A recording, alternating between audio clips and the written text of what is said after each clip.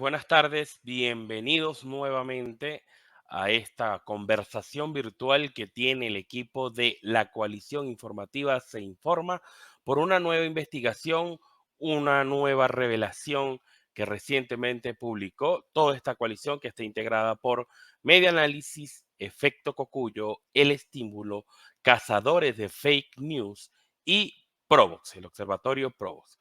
Bienvenido esta vez la investigación surge puede surgir de una pregunta muy sencilla. ¿Sabía usted que hay personas en Venezuela que tuitean mensajes que amplifican la propaganda y desinforman y reciben bonos de la patria?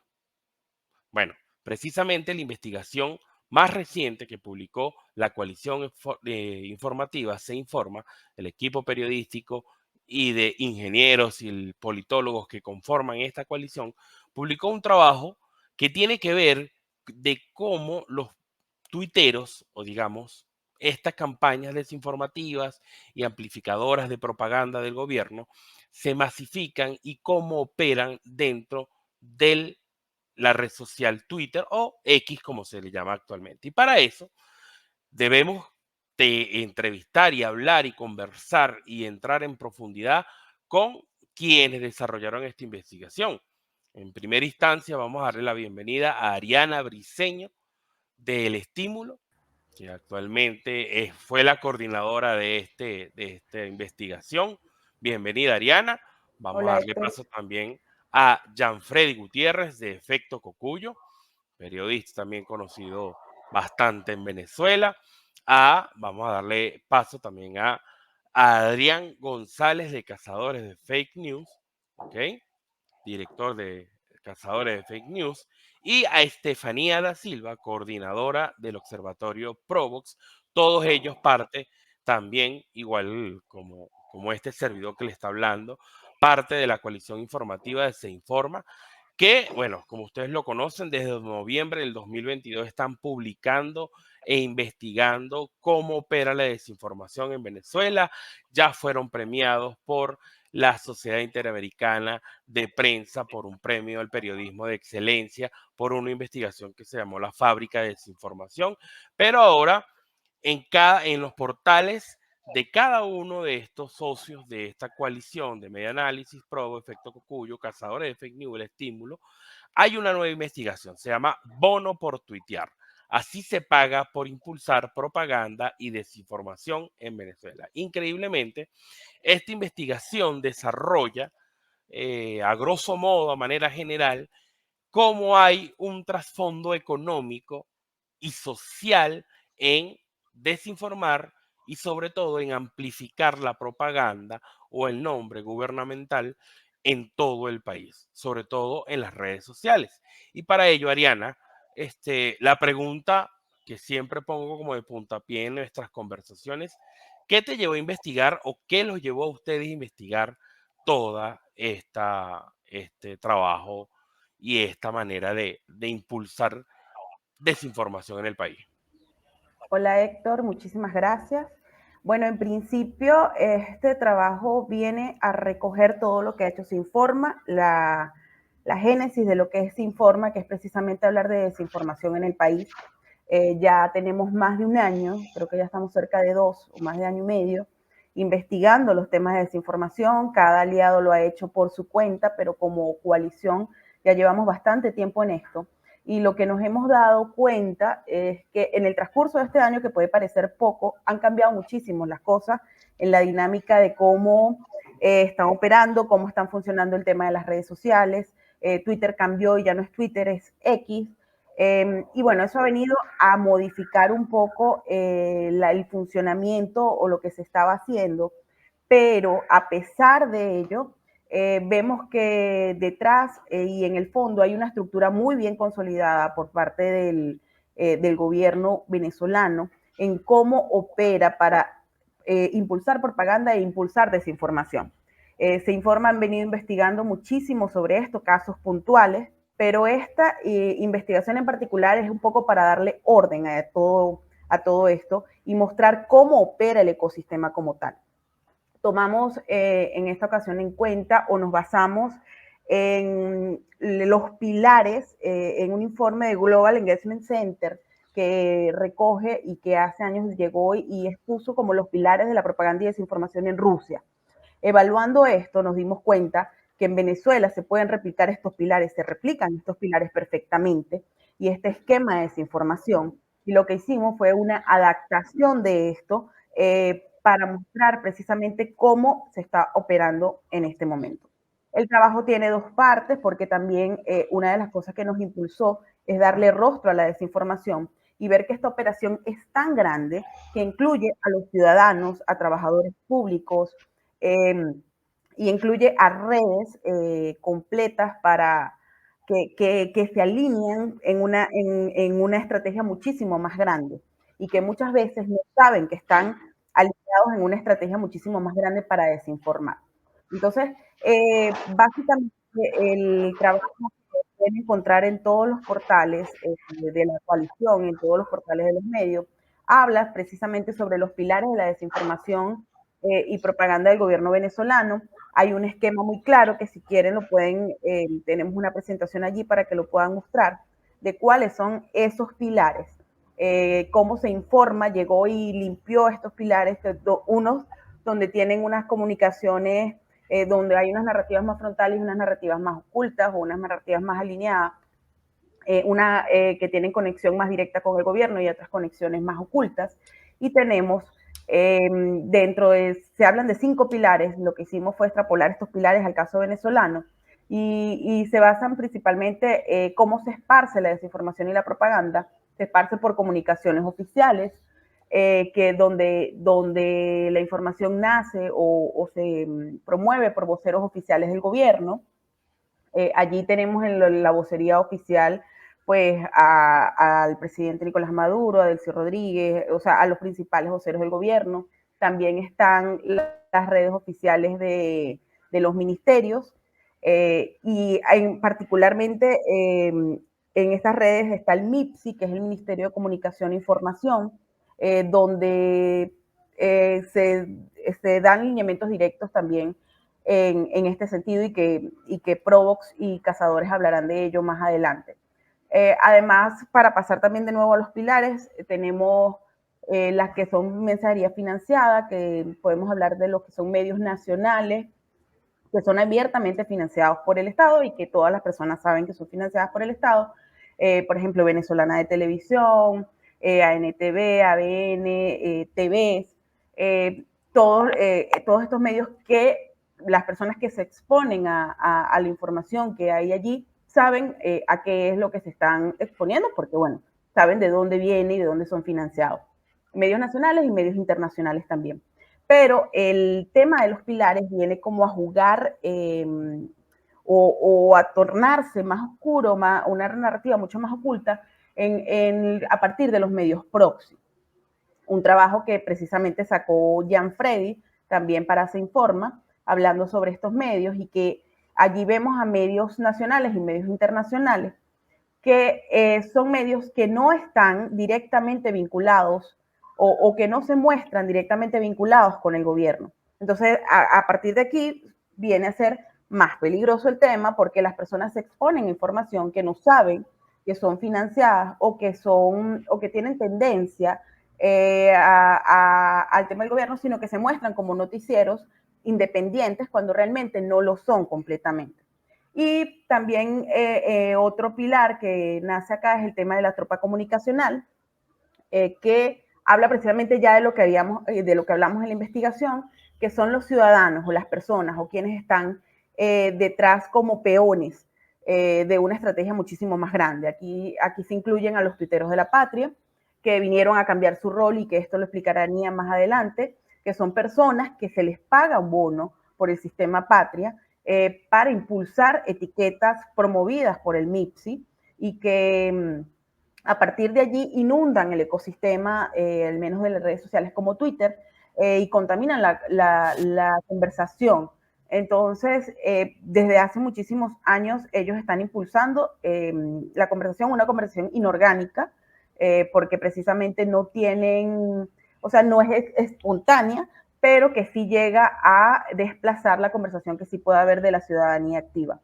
Y bueno, así se sigue manejando en todo este esquema. Y por último, pues está también la parte de que hay una desinformación cibernética. ¿Por qué? Porque, bueno, aparte de que hay toda esta estrategia comunicacional para impulsar propaganda y desinformación, aparte de eso, hay bloqueos de páginas y se va en contra de quienes impulsan información que no está a favor o que no es favorable para el gobierno. Entonces, dentro de todo este ecosistema, tenemos, o lo que nosotros percibimos en Sinforma y en los trabajos de Sinforma, en la investigación que se ha dado, es que el tema de la propaganda, que bueno, que es abierta, generalmente va desde las comunicaciones oficiales, o sea, va desde la narrativa más frontal y se esparce por todo el sistema de pilares. Es decir, el MIP si saca una propaganda, esto lo vimos con el tema de la furia bolivariana, fue algo que nació desde un discurso de Nicolás Maduro, que se retomó, porque era algo que ya estaba, se retomó desde un discurso de Nicolás Maduro, se posicionó y el MIPSI lo impulsó como etiqueta, las tropas comunicacionales lo impulsaron, los medios financiados lo sacaron, los medios proxy también lo sacaron, tanto en español como en inglés, y se esparció por toda la tropa comunicacional. Pero también vemos que la desinformación nace generalmente al revés. Es decir, nace generalmente en medios proxy, en estas tropas, en estos ejércitos de trolls, y que forman o impulsan mensajes o informaciones que son desinformación realmente, y finalmente cuando sí esto llega a todos los pilares, finalmente va a las comunicaciones, a la mensajería financiera y a las comunicaciones oficiales. Entonces es una estrategia que ya se tiene mapeado. Por ejemplo, Cazadores ha trabajado muchísimo con el tema de la desinformación, de cómo ha viajado por todos estos pilares, y es algo que ya se tiene muy mapeado, pero que si no se ve como en un esquema grande, se puede perder. Entonces lo que nosotros quisimos hacer con este trabajo fue mostrar precisamente cómo opera, y es un mapa también para que las demás personas, los demás periodistas, los demás medios, también puedan filtrar las informaciones que salen por acá y ver si están detrás de una estrategia de propaganda y desinformación del gobierno, o ver cómo se evalúa esto. Ok, perfecto. Creo que hay una naturaleza y un origen a raíz de lo que explica Ariana, y tiene que ver con el paradigma que existe fuera de Venezuela, que fue al principio que lo mencionaste. Y yo creo que Gianfrey no puede profundizar un poco más, pero Gianfrey, me gustaría que nos expliques cómo este funcionamiento, cómo esta manera de desinformar en Venezuela viene y ya está, digamos, aceitada, tiene una máquina más aceitada en otros países, en otras latitudes, y que me expliques con ejemplos cómo es la similitud en Venezuela, qué se hace, qué temas son importantes para desinformar y quiénes lo hacen. Yo creo que es muy importante entender que lo que estaba diciendo Ariana es que esto es una mega estructura, ¿no? Que tiene como distintos ecosistemas que están relacionados entre sí. Y eso es muy importante porque para las audiencias es muy difícil entender cómo una cosa compagina con la otra, sobre todo porque probablemente tú estés mucho más expuestos a unos que a otros, ¿no? De repente hay audiencias que prefieren leer páginas web, otras que reciben desinformación o contenidos informativos de todo tipo por WhatsApp. Hay otros que se mudaron a Telegram un poco por lo ideológico. Hay gente que ve más televisión o que incluso puede recurrir a medios oficiales porque quiere saber sobre los bonos, sobre los créditos, ¿no? Entonces, aunque hay una estrategia, digamos, que permea de un lugar a otro, es todo una megaestructura. En el caso de los medios proxy que me estás preguntando, hay, digamos, dos intenciones básicas, ¿no? Uno, presentar ante el mundo en otros idiomas y en medios que no son necesariamente consumidos o muy promocionados dentro de Venezuela, una imagen narrativa de que Venezuela está luchando contra el imperialismo, que está venciendo las sanciones o que los problemas son de las sanciones, y se utilizan estos medios que pueden ser aliados directos, financiados directos, como lo hemos visto en la investigación, ¿verdad?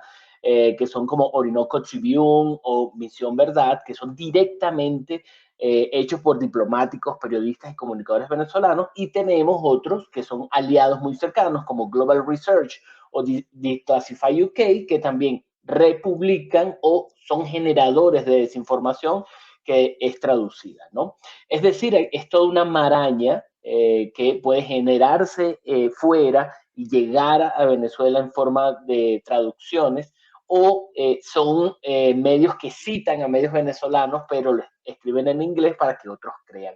Y vamos a poner un ejemplo que me parece muy Exacto, destacado, que es exacto. la primera vez que alguien dijo Alex Saab está nominado al Nobel, fue en un medio en árabe que luego fue traducido a otros idiomas, y cuando llega a Venezuela no es como lo está diciendo BTV o lo está diciendo Maduro, sino lo está diciendo un co-ganador del premio Nobel en un canal árabe que nosotros estamos recolectando. Y dentro de eso nos dimos cuenta que, por ejemplo, RT o Sputnik cita a periodistas o analistas venezolanos que a su vez citan a RT y a analistas. Entonces, es todo una madeja donde para las audiencias, digamos, es muy difícil hacer este seguimiento. Incluso no es tan obvio para los periodistas, que justamente por eso tuvimos que hacer una investigación para descubrir esta red, ¿no? Pero esto es solo un nodo, aunque sea complejo, dentro de la megaestructura que descubrió y que estaba narrando Ariana. Ahora, Gianfredi, pusiste un ejemplo del caso de Alex Saab y el premio Nobel, ¿verdad? Pero digamos que esa corriente informativa, esa narrativa, no estuvo alcanzada, no tuvo un mayor impacto en Venezuela. Busquemos otro ejemplo. Por ejemplo, ¿cómo funciona en Venezuela una narrativa que aplique para la vida diaria de los venezolanos y que, en este caso, también sea aplicada en otra latitud, por ejemplo? ¿Qué ese ejemplo El se te oro, viene a la mente? el oro de Venezuela está secuestrado en Inglaterra.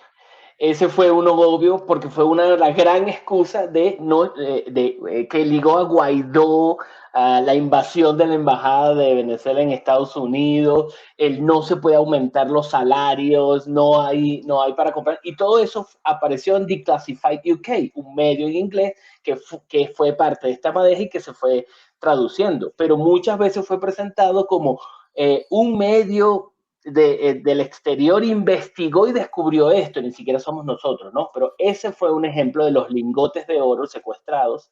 Es un ejemplo que se utilizó mucho en medios Ok, venezolanos y en propaganda oficial. Janfrey, si yo te digo que me hagas como una escalera de pasos de cómo eso surgió fuera de Venezuela y cómo se masificó y amplificó acá en Venezuela. Primero salió en inglés, me estás diciendo, ¿no? Luego, por ejemplo, utilizando el trabajo de Ariana, la investigación que hizo Ariana, que llega a un núcleo específico en la investigación donde habla sobre un maestro que tiene que no le pagan bien, que le ofrecen una alternativa económica. ¿Tú me podrías resumir brevemente en pasos cómo llega una información que originalmente surge fuera de Venezuela y en inglés, a cómo llega una escuela en cualquier estado de Venezuela a difundirse a través de un maestro? Creo que es muy importante que entendamos, y ahí Ariano nos lo explica mucho mejor, en que son distintos pilares que se mueven al mismo tiempo, y por eso no es tan obvio hacer el seguimiento. Por ejemplo, aparece esta información en inglés en un medio sudafricano que es traducido por Misión Verdad y después por Alba Ciudad, por ejemplo. De allí puede aparecer en televisión citado por Diosdado Cabello. Y de ahí puede aparecer en un periódico como Ciudad Caracas, impreso, ¿no?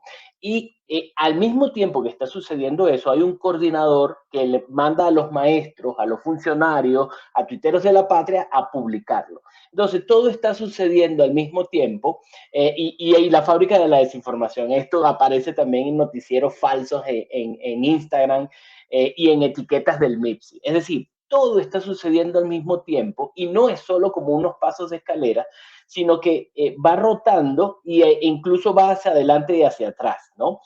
Algo que descubrimos cuando lo de Diosdado es que no es que lo impulsaba como pasaba en la hojilla, sino que él dice que lo están diciendo en Twitter, ¿no? Y entonces es como una profecía autocumplida. Pero lo importante es que todo está sucediendo al mismo tiempo para que pueda haber esto de no lo estoy diciendo yo, apareció en un periódico y el periódico dice no lo estoy diciendo yo, apareció en Telesur y Telesur dice no lo estoy diciendo yo, apareció en Al Jazeera en árabe, ¿no? Entonces siempre es como es como una especie de papa caliente, pero es mucho más estructurado, es mucho más organizado. Y algo que mostraba ahí Ariana, y creo que es importante, es que una cosa es lo que vemos, por ejemplo, que aparezca en BTV o que aparezca en Ciudad Caracas, y otra cosa es todos estos tinglados que fuimos investigando que no son tan obvios y que no necesariamente se pueden detectar como esta es desinformación que viene de tal lado. Excelente. Ariana, vuelvo contigo para después ir con Nia y con Adrián. De esta estructura que explica Gianfredi, tú haces pilares, hablas sobre narrativas frontales y narrativas más ocultas. Tú descubriste en la investigación que publican todos los medios sobre, por ejemplo, el uso de una red, digámoslo así, entre comillas, que va con la educación, que es son los Centros de Desarrollo de Calidad Educativa, CDCE. Digamos que como esto viene siendo como la parte, si lo vemos como un embudo, la parte final de ese embudo desinformativo. Ok, como lo hablaba Gianfredi, pues son como distintos trabajos y hay que ver en cuál se va engranando cada uno. Es decir, cuando tú descubres como ciertas redes, esto entraría dentro de las tropas comunicacionales, donde también forman parte de los tuiteros de la patria, que son pagados por el bono del sistema patria, pero también el batallón 3.0, que es por el tema de militares, pero también hay personas que no son pagadas, sino que genuinamente lo hacen porque son redes y por un movimiento. Y también, o sea, hay muchas. O sea, es como un enjambre. Entonces, igual que cuando hablamos de los medios proxy, hay muchos. Y la cuestión es que puede salir uno y va surgiendo otro. Cuando hablamos de medios en Instagram, hay muchos que se crean y el tema aquí es que encontramos la conexión de que no actúan separados, sino que actúan alineados. Entonces, a una estrategia mayor. O sea, no es algo que están haciendo espontáneamente, sino que están actuando de una forma mayor. Lo que tú nombras del tema educativo, de los centros de desarrollo educativo, es porque esto está surgiendo, esto es muy chiquitico, y encontramos que a maestros en los estados venezolanos, a personal del sistema educativo, los llamaron y les dictaron talleres en enero de este año, o sea, están arrancando, y los llamaron para dictar talleres sobre cómo tuitear, por ejemplo. Entonces, cómo tuitear contenido promocional, principalmente propagandístico, del gobierno, de lo bueno que es la educación. Esto en un momento en el que el sistema educativo venezolano sabemos que está en un estado de colapso, que lo dicen las encuestas de Incovi, en el que los niveles educativos han sido muy bajos, en el que la principal protesta es la protesta docente, como lo ha venido registrando Provox, la protesta en redes es la protesta docente. Entonces se están activando esta red donde le están ofreciendo bonos al personal educativo por estar en esta red, y desde donde el mismo personal educativo que está ingresando sinceramente no saben dónde están trabajando, no saben que pertenecen a una estructura muchísimo mayor, sino que dicen, bueno, si a mí me dicen que impulse unas etiquetas y me manda por un grupo de WhatsApp que tengo que hacer esto, lo hago y me gano algo extra en un momento en el que genuinamente no tengo dinero y en el que yo no veo que haya nada malo.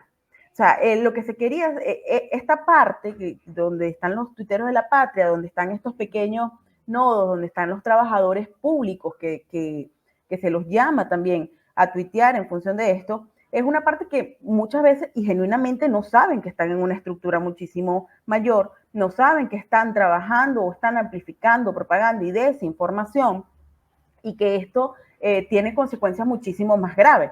Un ejemplo, yo te lo apuntaba, Héctor, el tema de la furia bolivariana, que es un ejemplo reciente, porque esto sí fue impulsado, esto no fue como un tema de desinformación, sino que fue impulsado directamente por el presidente Nicolás Maduro, que baja al MIPSI, que se impulsa por el tema del MIPSI de Tuiteros de la Patria, y que desde Provox también se encontró para esta investigación que de hecho estos centros del sistema educativo y esta pequeña tropa que se está formando también impulsó esta etiqueta. O sea, ya se salió del espectro educativo, ya no es solamente propaganda, sino que se alinearon a una estrategia mucho mayor, y allí vimos que medios proxy nacionales e internacionales, de los que también hablaba Jan-Freddy, amplificaron esta información. Y lo rudo de esto es que no solamente se queda en el ecosistema de redes, sino que esto vino previamente a acciones legales, a acciones antes de que Rocío San Miguel fuera detenida. Entonces, esto vino como una cúpula que cuando esto se activa es para algo que va a pasar. O sea, como que abonan en el terreno, es un objetivo que ya se traslada, no solamente se traslada de las redes y pasa a acciones fuera de redes. Entonces, pero es como una justificación anterior, al menos en este caso. Pero como lo que queremos ejemplificar es que con estos pilares, o viéndolo de esta forma, podemos evaluar casi que, genuinamente digo que casi que todos los trabajos que ha hecho Sinforma pueden pasar por este tamiz y ver precisamente que es una estrategia muchísimo mayor. Independientemente del medio, independientemente de la red social, viene con una estrategia muchísimo mayor. Y seguramente hay muchísimas más redes que no hemos explorado, hay muchísimos más medios que no se han detectado y que están allí para detectarse, pero que operan bajo esta influencia y bajo esta estrategia y este ecosistema que se replica en países como Rusia y en otros países que actúan de la misma manera. Bueno, eso que último que acabas de decir resume a la investigación que publicó la coalición informativa con quienes estamos hablando. Y bueno, recordarles que este trabajo también se puede conseguir publicado en las páginas web de Medianálisis, Efecto Cocuyo, El Estímulo, Provox y Cazadores de Fake News. Bono por tuitear. Así se paga por impulsar propaganda y desinformación en Venezuela. Básicamente, lo que acaba de mencionar Ariana es toda la maquinaria que está detrás de la desinformación y que nos lleva a tener una percepción distinta de la realidad.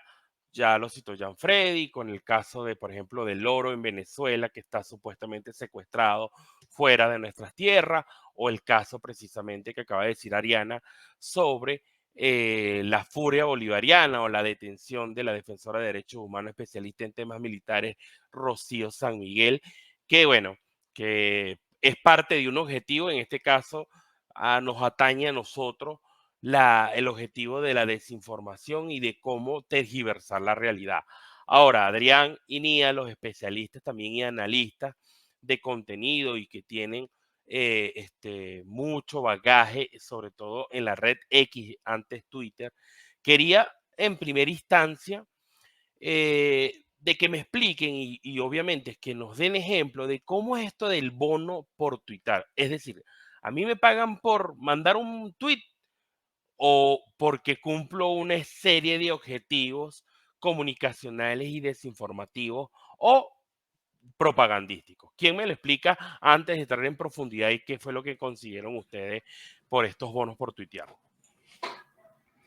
Bueno, en el trabajo se describe una de las muchas subredes que existen en Venezuela.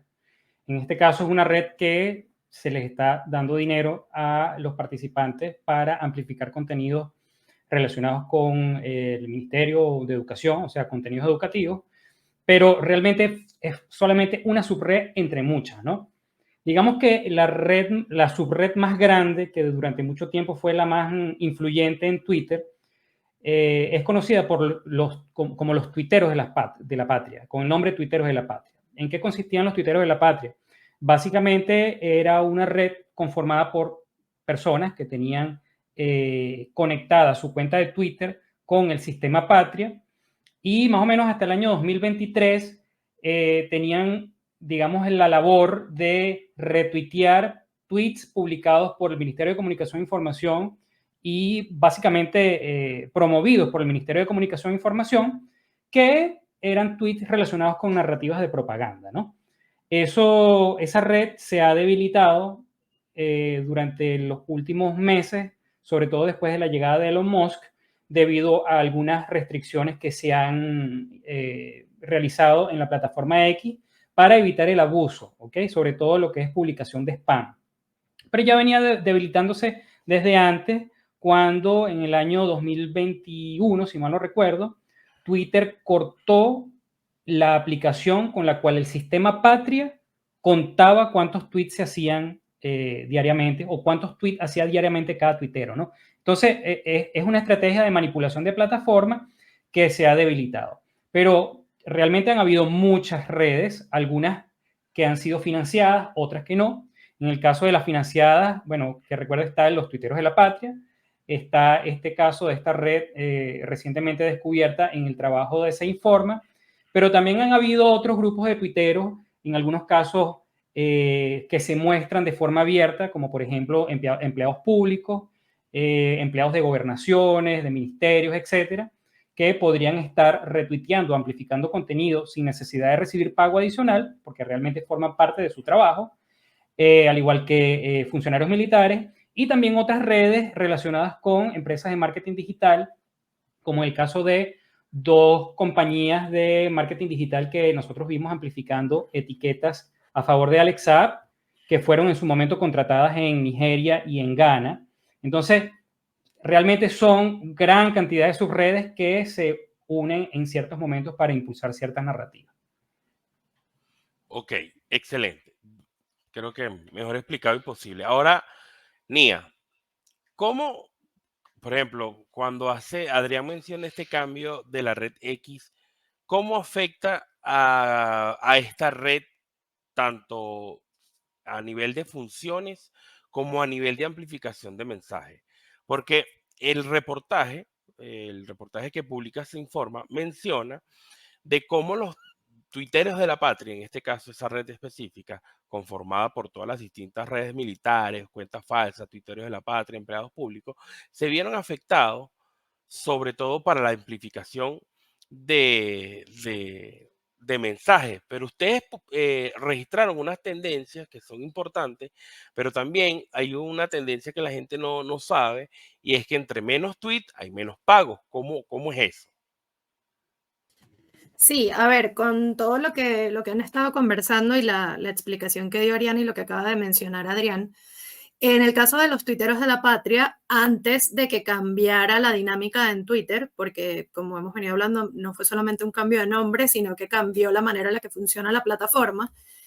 Y uno de los cambios más grandes que tuvo fue cuando eliminaron el acceso al API, que el API es básicamente la biblioteca de datos o de información de Twitter, por decirlo lo más simple posible, y servía para que no solamente investigadores como nosotros tuviéramos acceso a esa información para analizarla y estudiarla, sino para poder crear aplicaciones o distintas plataformas que sirvieran para manejar el contenido de la red.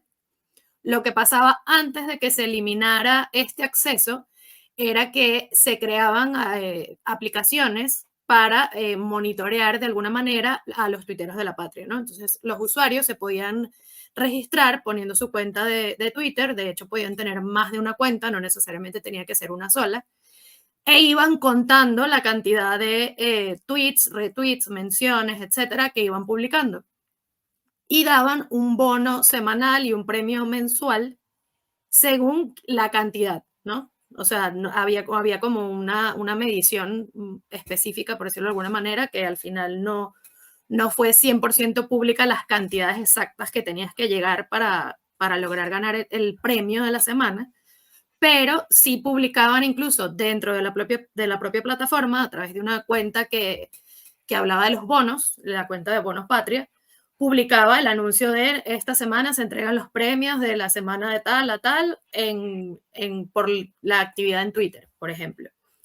Cuando cambia el API, estas plataformas y estas aplicaciones pues dejan de tener el acceso para monitorear efectivamente esta actividad de las personas que conforman a los tuiteros de la patria, y automáticamente al no poder monitorear y no saber si estás haciendo tantos tweets, por más de que podemos revisar si quieren y se meten en la etiqueta que está impulsando el MIPSI hoy, por ejemplo, pueden ver cuentas que tuitean que sí, tweets 1 y un mensaje, 2, o sea, como ellos mismos contando cuántos tweets están haciendo.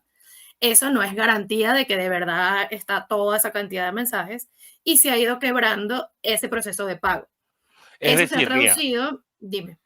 es decir, un mortal como Héctor Rodríguez tenía antes una cantidad, tenía una parrilla de contenidos que tenía que publicar, en este caso en Twitter, ¿cierto? Y tenía Sí, por alguien me daba una orden que me decía, mira, tenías que publicar al menos 100 tweets, ¿cierto? Con la etiqueta que ellos promovían. sí, o sea, en el caso de los tuiteros de la patria, que para nosotros es principalmente la red que recibe los bonos y la que se dedica más que todo a o a promover la tendencia del MIPSI, que es donde es más evidente toda la operación, ni siquiera había como un mensaje específico que tenías que replicar. Lo único que importaba era que usaras esa etiqueta. Daba igual el contenido del tweet. O sea, podías poner Importante.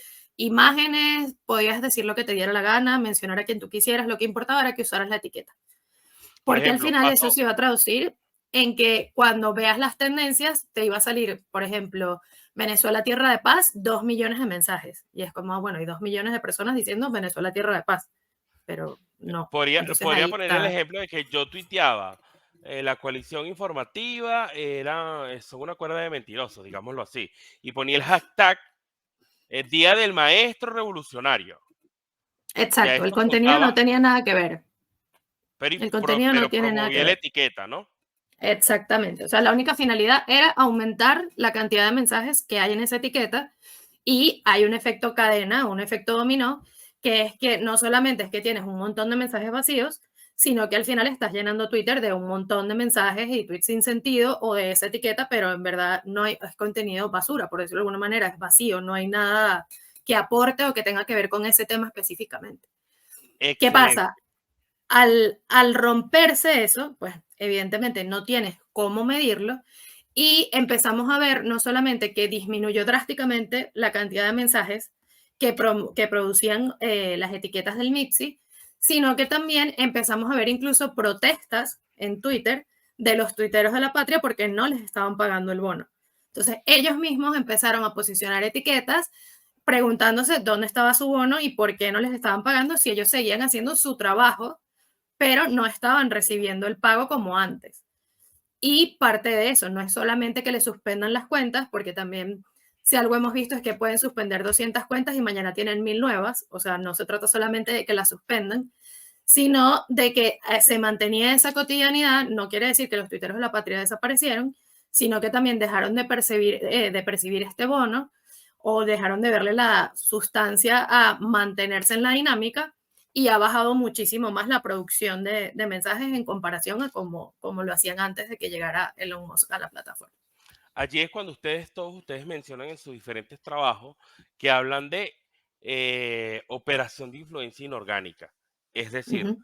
que había una tropa, una patrulla, una brigada de desinformantes que le pagaban, promovían mensajes, promovían etiquetas, ¿verdad? No lo hacían con una intención de hacer buen uso de la red social, por digámoslo así, sino de promover una propaganda.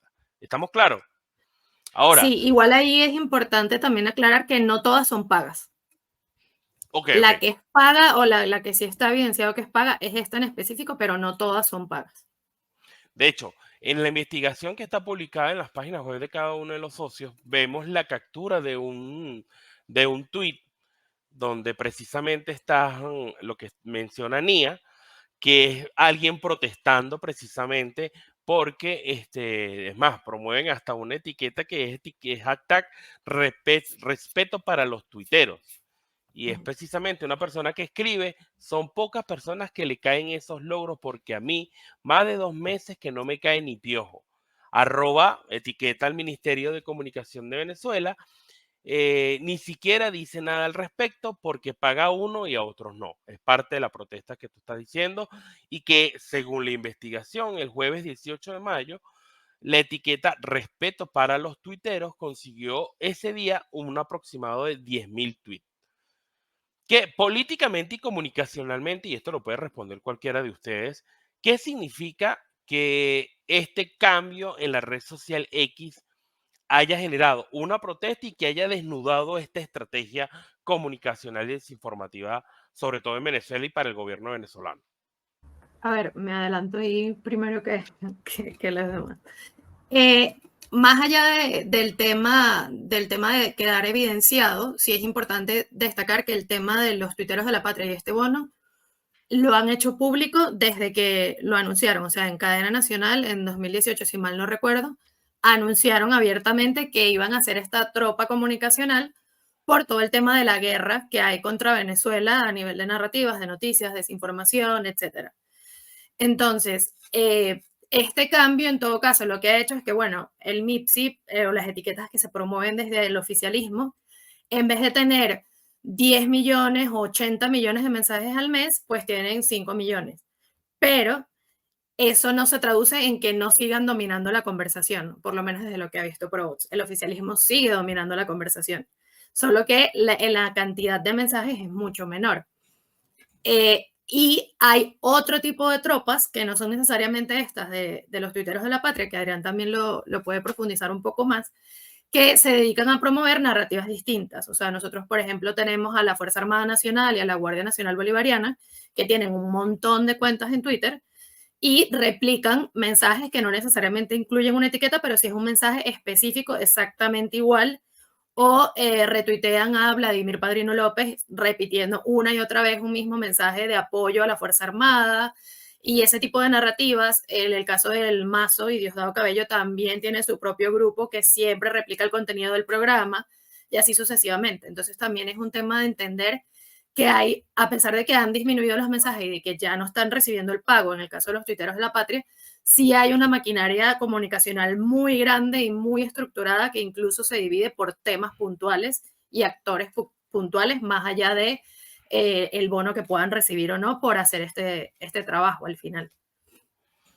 ¿Alguien quiere completar lo que dijo Estefanía? Sí, hubo algo que dijo Estefanía que es interesante, ¿no? Que a ver, que hay muchas subredes distintas que básicamente impulsan distintas operaciones de influencia, o sea, distintas operaciones de influencia que tienen distintos objetivos.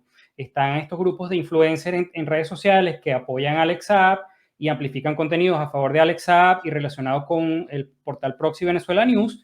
Están en las cuentas militares relacionadas con la milicia, que también apoyan de una forma, bueno, algunas de forma abierta porque se presentan como cuentas oficiales de las milicias, de las distintas subestructuras de la milicia, en las SODI, las ADI, etcétera, pero que también nosotros hemos detectado que tienen cuentas falsas, que hacen uso de cuentas falsas, pero hay algo que tienen en común todas estas subredes, y es que todas han sido creadas o promovidas, las personas que están detrás de esas cuentas han sido capacitadas en talleres con la excusa de defender al gobierno de Venezuela ante la supuesta guerra comunicacional que existe.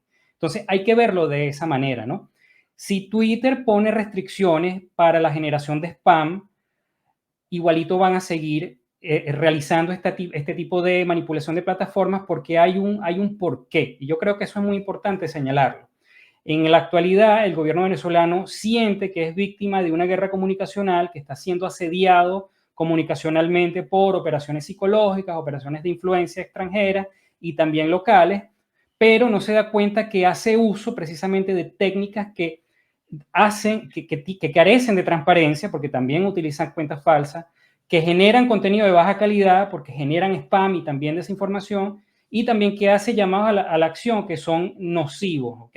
Por lo menos tratando de alguna manera deslegitimar a los líderes de oposición, sembrar discordia, etc. Entonces, están impulsando operaciones psicológicas en redes sociales con distintos nombres, pero están manipulando con este fin precisamente de defensa las redes sociales. Y no es solamente Twitter, sino también otras redes sociales. Exactamente. Yo quería agregar algo allí que dijo Adrián y creo que es muy importante, que es el tema del concepto de la guerra.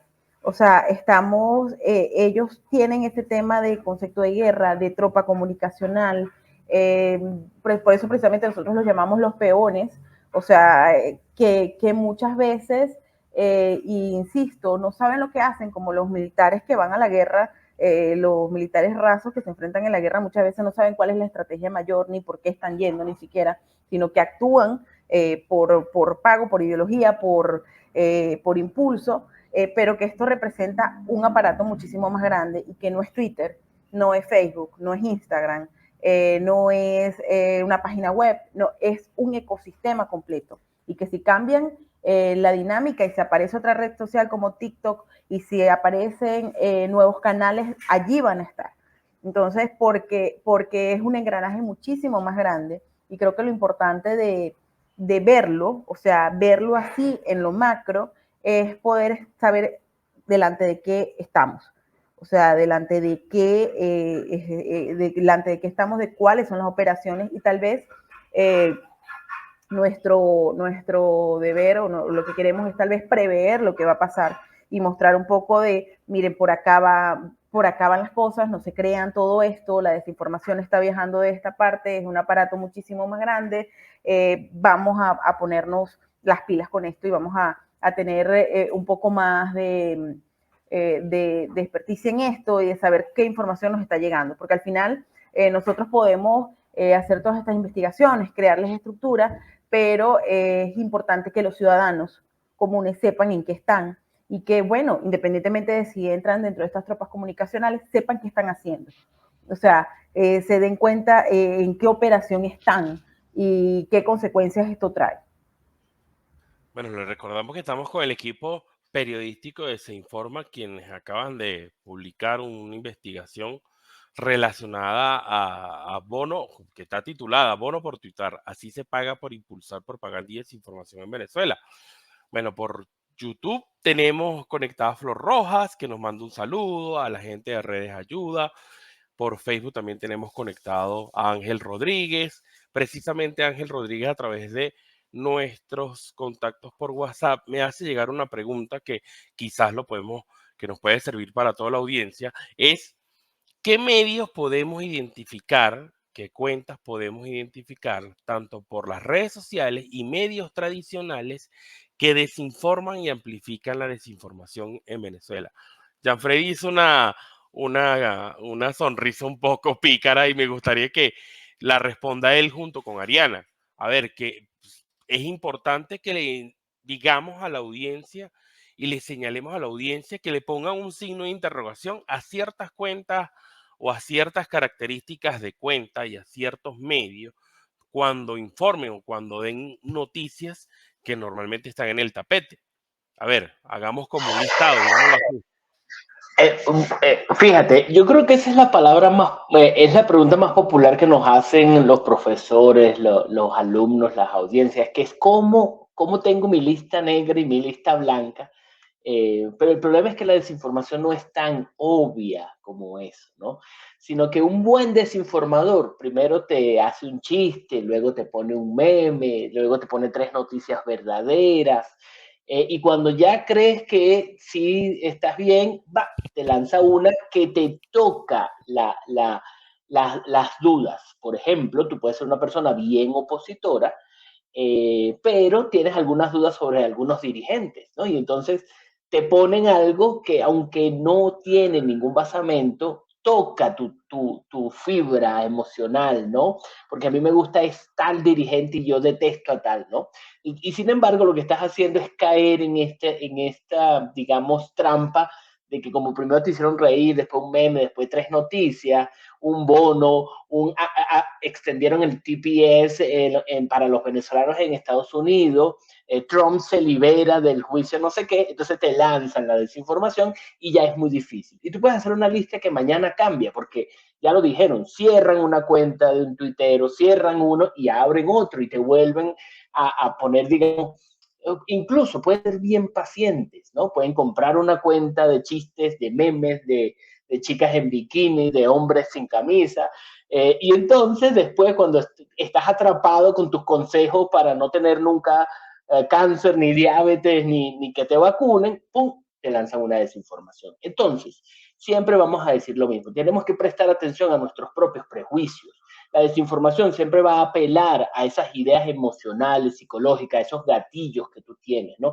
Fíjense como lo hemos visto ahora con el género, y con las poblaciones sexodiversas. Te tocan la tecla, vamos a decirlo, conservadora, ¿no? Lo que tú le escuchaste a tus abuelos, a tus papás, los miedos que tienes como papá, como tío, como hermano mayor, ¿no? No se metan con mis hijos.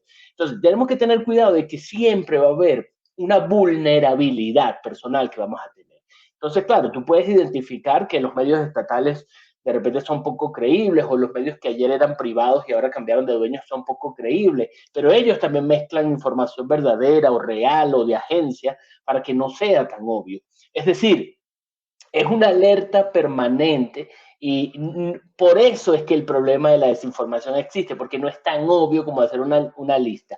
Pero repetiría eso, ¿no? Tenemos cuidado con los gatillos emocionales, psicológicos, los prejuicios y las cosas que ya creemos que sabemos. Igual creo que allí también hay que invitar a que lean los trabajos de Desinforma, aprovechando el espacio. Porque si bien, como dice Gianfredi, es una red, incluso el trabajo de medios proxy que hizo Gianfredi tuvo que detenerse y dijo, o sea, esto es una maraña muchísimo más grande, estos son como los principales, pero hay muchísimos más. Sí hay algunos, y si hay algunos que han sido más identificados o que son más grandes, o que siempre operan de cierta manera y que, bueno, se pueden ver. Adrián hizo un trabajo, o se desinforma, hizo un trabajo coordinado por Adrián hablando de Venezuela News, por ejemplo. Gianfredi nombró algunos medios proxy. Entonces sí hay como una lista, lo que pasa es que esa lista es como los más evidentes, los que se han mantenido, pero siguen naciendo. Sí, yo quería, bueno, las dos respuestas anteriores están perfectas, ¿no? Pero quería comentar algo que siempre, de la forma que yo respondo a esta pregunta, que es dificilísima y que, bueno, Gianfredi de verdad la respondió muy bien, ¿no? Fíjense que a veces cuando hay falsos medios o cuando hay fuentes que desinforman de forma encubierta, es decir, falsos medios de comunicación en redes sociales, etcétera, ocurren dos cosas que por lo menos a mí me sorprenden mucho, ya no me sorprenden tanto, ¿no? Oye, es una cuenta, parece una cuenta que publica contenido dirigido a opositores, memes, videos virales de TikTok y desinformación antiopositora. Entonces, precisamente de esta manera se camufla la desinformación, un contenido que, bueno, que pareciera que fuera para mí, pero realmente están envenenando lo que yo estoy leyendo. Eso en primer lugar. Y en segundo lugar, es increíble cómo cuentas de este tipo suelen cambiar de nombre con regularidad después de que son expuestas. Entonces, de nada sirve que, por lo menos en el caso específico de falsos portales en redes sociales de noticias, se haga una lista larga si en cuestión de un mes todos van a cambiar de nombre porque quieren seguir desinformando. Entonces, creo que la forma más sostenible de enfrentar este problema es comprendiendo el problema, no haciendo lista. Nia, en el caso de estas cuentas antiopositoras, ya Adrián dijo que cambian de nombre, obviamente para no ser identificadas y para seguir desinformando. Pero, por ejemplo, esas cuentas antiopositoras, ¿qué publican? ¿Qué mensajes desinformativos publican? Digamos que yo para entenderlas, pues. Ok, a ver, existen montones, como lo han explicado en las últimas preguntas, pero hay redes específicas, que es lo que Provost llama las redes anónimas, que sí se dedican más puntualmente a atacar, por ejemplo. Tienen desinformación, pero sí hacen campañas de ataques personales mucho más puntuales. Y últimamente, por ejemplo, esto se ha reforzado no solamente con estas redes anónimas, sino, por ejemplo, con las narrativas que se promueven desde con el mazo dando. En el caso puntual, te voy a dar dos ejemplos. Está el caso de María Corina Machado, que es uno de los blancos principales, especialmente en los últimos meses, pues por todo el tema de su candidatura, la inhabilitación, etcétera, donde se promueve contenido de odio directamente, pero también desinformación, imágenes alteradas, videos, se sacan discursos de contexto, se crean etiquetas específicas para atacar. En el caso en 2020, por ejemplo, Fabiana Rosales, la esposa de Juan Guaidó, era otro de los blancos de este tipo de contenido para justificar que Guaidó se estaba robando el dinero de Venezuela. Entonces la utilizaban a ella como blanco puntual más, en vez de él, por ejemplo, diciendo, ahorita que Gianfredi habló del oro, recuerdo que había una que era de Fabiana se robó el oro y hablaba del oro de Venezuela y la Fabiana Rosales. Este comportamiento lo hemos visto más que todo contra las mujeres, por eso también los ejemplos están más vinculados a mujeres. Y de hecho en la colisión hablamos de eso también, de cómo la desinformación y los ataques sí tienen tinte de género en el caso de Venezuela. Está Rocío San Miguel, que es el caso más reciente, donde se hizo toda una campaña de desprestigio, que era con la etiqueta Rocío no es santa, buscando acusarla de un montón de cosas y validar el discurso oficial alrededor de ella, versus la que promovía la sociedad civil, que era ¿dónde está Rocío? Que al final la de Rocío no es santa no logró opacar la campaña de la sociedad civil, sin embargo existió, ¿no? Que esa es otra cosa que también creo que es importante destacar, que más allá de la cantidad de mensajes, de likes o de comentarios, es el tema también de cuántas veces se replica y en cuántos portales más sale. Porque como explicamos desde el principio de este conversatorio, puede salir en redes, puede empezar en redes y terminar en medios tradicionales, que es donde también es mucho peor, porque nosotros podemos desmentir y publicar un montón de artículos, pero el alcance que tiene la radio o la televisión en lugares donde no hay conexión a internet, por ejemplo, y replican la desinformación, se queda con ese contenido, y tener tantas cuentas en Instagram, en TikTok, en Twitter, en Facebook, etcétera, promoviendo desinformación o contenido falso contra la oposición o contra cualquier evento que esté ocurriendo en el país que vaya en contra de la narrativa oficial, también promueve la censura, porque al final estás llenando ese espacio, que en este caso es el Internet, que es la única plaza libre, entre comillas, que le queda a los venezolanos para tener contenido que no está delimitado por el estado de lleno. Lo tienes bombardeado de un montón de mensajes y noticias que al final son falsas para promover la narrativa del Estado y opacar la realidad que están viviendo los ciudadanos al final.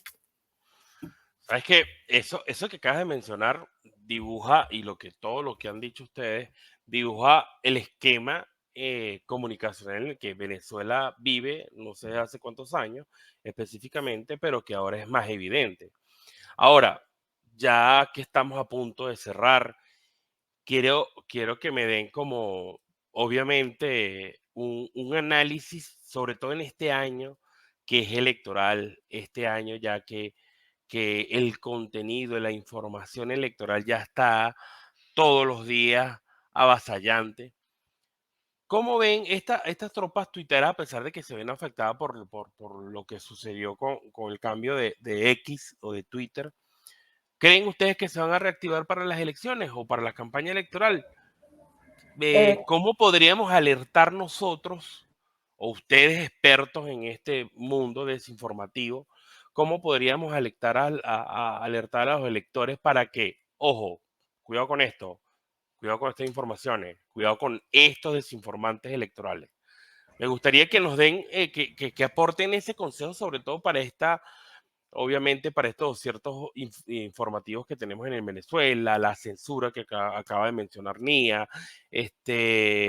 los cambios que genera, los que menciona Adrián, las campañas que vienen del exterior, como lo dijo Gianfredi, y toda la investigación que coordinó Ariana. Bueno, creo que hablo por todos al decir que estamos frente a lo que esperamos sea la mayor campaña desinformativa en muchísimo tiempo. Es decir, ya hemos tenido un previo, ya se informa, estudiado tema de elecciones, con lo que pasó en las primarias, que es algo muy pequeño para lo que se viene con las presidenciales, el mismo tema del Esequibo, cómo se impulsó la propaganda, toda una estrategia y una operación grandísima. Yo creo que eso precisamente fue como la antesala de lo que se espera, y esto ya lo hemos hablado a lo interno de Sinforma, que precisamente estamos a la espera de que se active todo.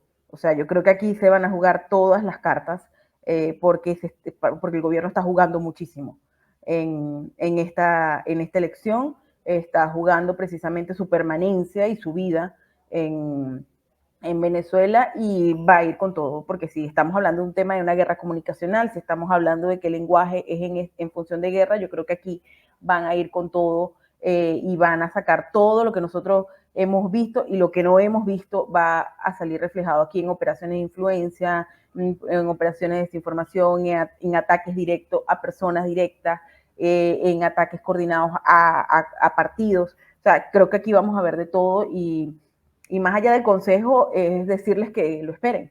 O sea, porque no, creo que hay que esperarlo y estar atentos. O sea, saber que existe y saber que viene y bueno, estar pendientes de lo que viene, y de esta parte de Se Informa seguramente estaremos trabajando también en eso.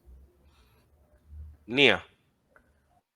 Sí, yo creo que ahí, tal cual como dijo Ariana, vamos a ver una buena campaña con una gran cantidad de contenido, precisamente porque también hay mucha tecnología nueva. Ya vimos cómo se ha utilizado la inteligencia artificial y el gran uso que le han estado dando desde el Estado. Vamos a ver probablemente bulos o tipos de contenido que ahorita mismo ni siquiera se nos ocurre que eso puede llegar a existir. Pero ya nosotros tenemos también la experiencia, por ejemplo, lo vivimos desde Probots en las regionales, de cómo en las redes sociales, siempre que viene época electoral, se reactivan mucho más los ataques, la desinformación, aumentan las tropas coordinadas, se vuelve mucho más evidente y de hecho, en ese momento, en 2021, se incluyó en el reglamento electoral el tema de la campaña digital de una manera muy, muy básica, y se violaron todas esas normas. De hecho, en el informe de la Unión Europea y de los demás entes internacionales que en su momento vinieron a observar, hablaron del tema. Y ya nosotros desde Probots tenemos meses viendo cómo incluso desde el MIPSI, que al final es un ministerio, se ha estado haciendo la campaña a favor de la candidatura de Maduro para las elecciones presidenciales. Entonces, ya no solamente tienen más de un año de ventaja, sino que han utilizado un montón de herramientas, como pudimos ver en el Esequibo, tal cual como dijo Ariana, para apelar incluso a nuevas audiencias. El tema de TikTok, las campañas que se han hecho en TikTok son masivas y son mucho más difíciles incluso de identificar si es información falsa o no. Entonces, más que todo es un tema de reforzar todo lo que hemos hablado siempre de la verificación y de seguir este tipo de iniciativas para también estar alertas a cómo poder saber que sí y que no, porque de nuevo la desinformación al final lo que hace es generar la duda y bueno, ante la duda pues perdemos todos también, ¿no? Porque si ya no crees en absolutamente nada de lo que estás viendo, se complica un poco más el panorama y ahorita el contexto venezolano la verdad es que va a estar bastante complejo.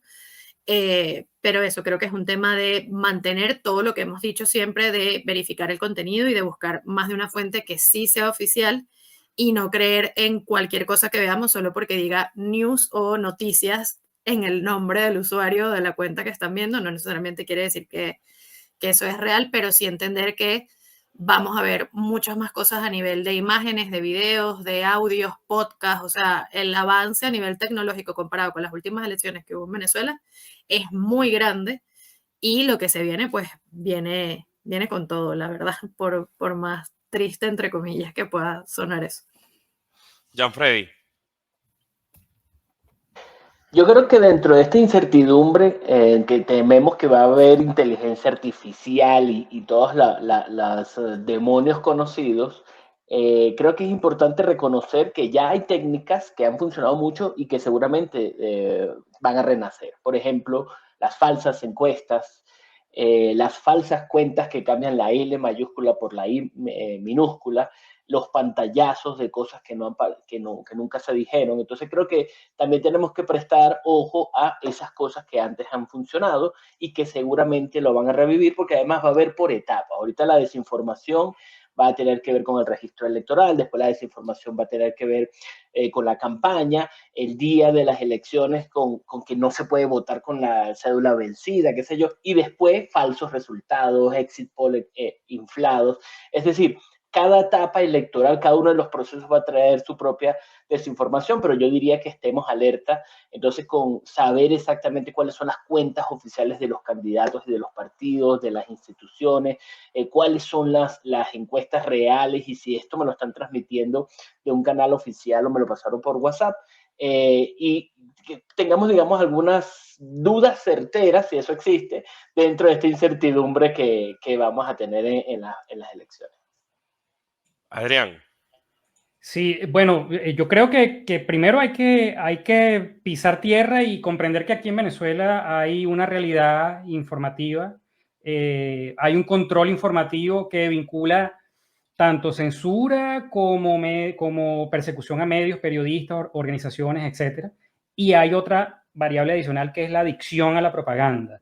Y esta adicción a la propaganda es una respuesta precisamente a que hay muchas personas que de forma orgánica, bueno, están reclamando cosas en redes sociales, que están apoyando a algún candidato en redes sociales o alguna candidata, y esa propaganda va a circular, va a seguir circulando en estas estructuras que ya existen, ¿okay? Indistintamente de que en Twitter haya habido algún tipo de restricciones en el API, etcétera, eso va a seguir funcionando porque hay precisamente una estructura ya hecha. Entonces, bueno, hay que saber que parte de esa propaganda va a tener contenido, algún tipo de contenido manipulado. Van a haber técnicas como uso de inteligencia artificial, falsas filtraciones, que es más o menos lo mismo que siempre vemos. Pero también hay que comprender que la conversación orgánica es indetenible y va a seguir existiendo. Excelente, buenos consejos.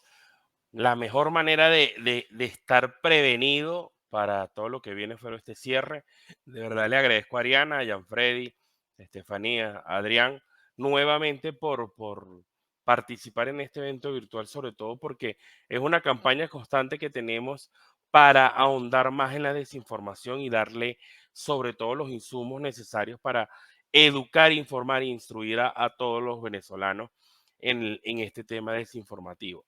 Como les dije, pueden visitar y consultar, leer, profundizar el tema de desinformación, en este caso el realizado por la coalición informativa Bono por Tuitear. Así se paga por impulsar propaganda y desinformación en Venezuela. Lo pueden leer tanto en Medianálisis, Provox, Cazadores de Fake News, Efecto Cocuyo y El Estímulo.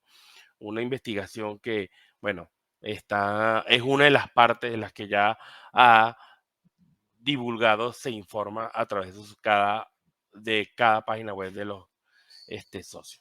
Bueno, para nosotros acá en Medianálisis fue un placer tenerlos ustedes y bueno, esperamos próximamente encontrarnos nuevamente en un tema que seguro vamos a analizar y vamos a discutir, como el tema de las elecciones y la desinformación. Buenas tardes, buenas noches, un abrazo y bueno, seguimos en contacto. Hasta luego.